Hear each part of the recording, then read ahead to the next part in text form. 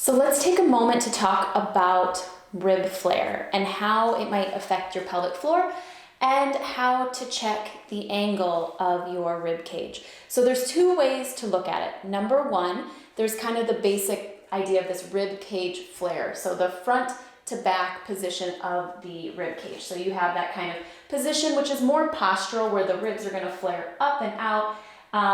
And that is a pretty easy fix. It's more postural. It's more about creating awareness and fixing, just kind of bringing those ribs back over the hips. And, that's an easier fix. And then there is the infrasternal angle of your ribs, which has more to do with the muscles and how they're kind of pulling the ribs in certain directions, your internal obliques, your external obliques, etc. So first thing is first, let's take a look, and here's how you can kind of check the angle. So get yourself a little marker, make sure it's not permanent, okay? And we're just gonna outline the angle of the ribs. So sometimes this is easier to do lying down. Sometimes it might be helpful if you have someone kind of do it for you while you're lying down. I don't have that, so we're gonna do our best. So I'm just gonna kind of take my hand, I'm gonna do my best to relax my belly so it's kind of soft here. And I'm gonna start at the top, and I'm gonna use my hand to kind of outline, and then I'm just gonna kind of mark as I make my way down, and just mark kind of where the ribs are. This isn't gonna be perfect, but I'm gonna do my best. Okay, let's do the other side.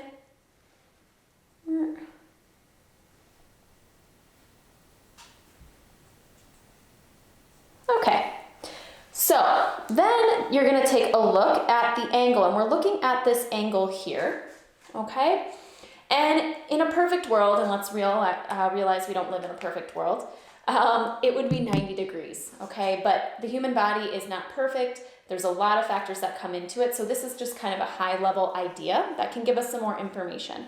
So if everything's kind of balanced, and ideally if your core, which means your breathing system, your pelvic floor, your diaphragm, everything is kind of functioning properly, you should have about a 90-degree angle.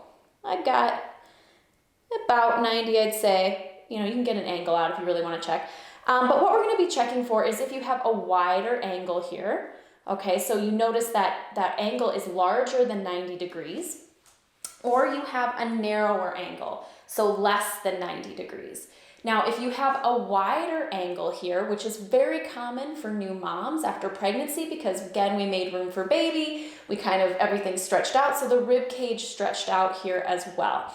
So one thing to address with that wide rib cage position or that wide angle is that breathing, that really focusing on that exhale, drawing the ribs down. That's really gonna help kind of bring that rib flare back in, and we can improve it. It just takes practice, and it's a little harder than just that basic, popping out. It's a postural thing, okay? But it can be fixed. Now, if you notice you have more of a narrow angle, you might be an abdominal gripper. So you're always gripping with those external obliques, okay? Which then oftentimes puts more pressure on the pelvic floor.